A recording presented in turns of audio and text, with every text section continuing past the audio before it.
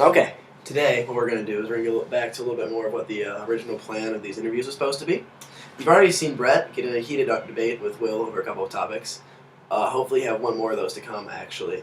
But now we're going to interview Brett and just get into his personal feelings about certain issues, why he feels that way, and things of that nature.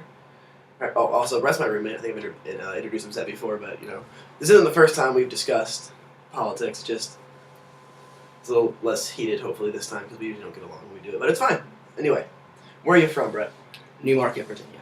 And political landscape of Newmarket, Virginia. Well, the leanings there are very conservative. I would argue probably 75-25 Romney in 2012, Okay. if I had to guess. Okay. So yes, very conservative. And that's interesting. You said didn't you say you have a somewhat high Hispanic population in the area? Yes. you Although say- I'm not, being rude or anything, but I think most of them are not here legally.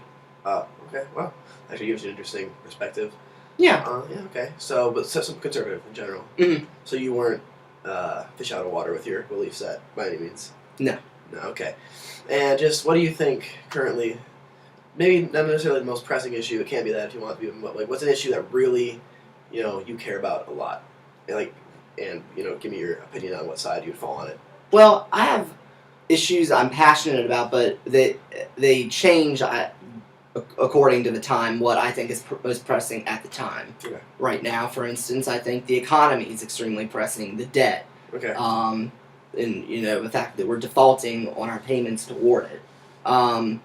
So I think that's a major issue right now. Right. But it depends on the time, depends what's happening. For instance, different points, I'd say affirmative action's a really big issue, or, guns are a really big issue. It just depends what's Okay. happening.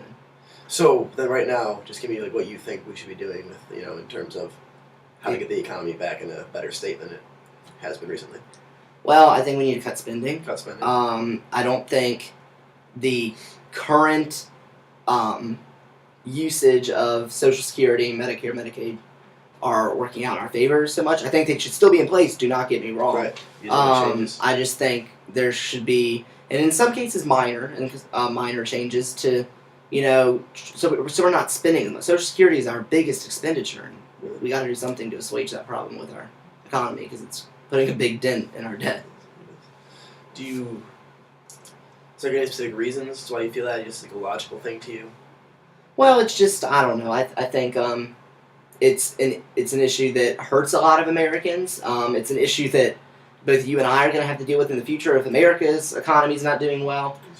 It's not going to help our pocketbooks at all. So I think it's an issue that affects me. So in that sense, I'm a little bit more passionate about it. I think I put a little bit more emphasis on it. And as I know, because I've known you, you're a little more liberal on a lot of social issues. Mm-hmm.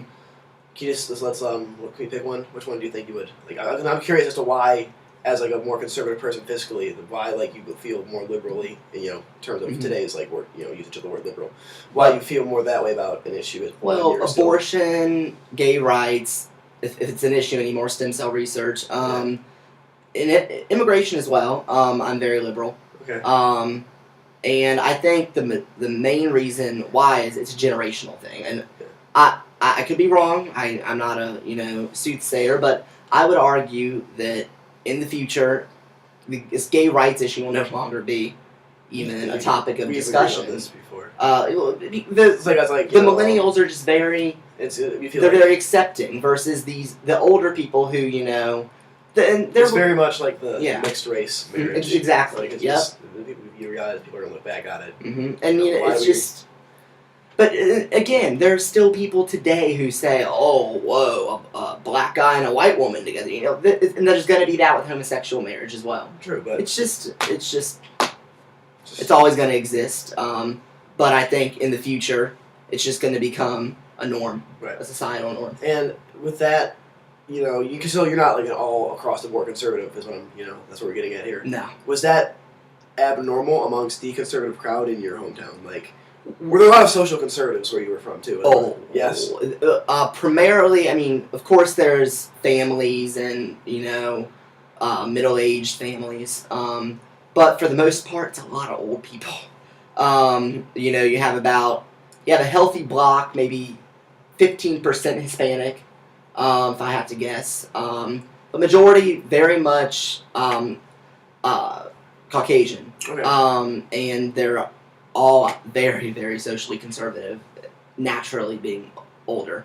And that's not always the case with older people. It just tends to be they're less tolerant of, gay marriage, stuff like that. But yes, for the most part, A lot of social conservatives. a lot of social. Did you ever get in any arguments with people of your?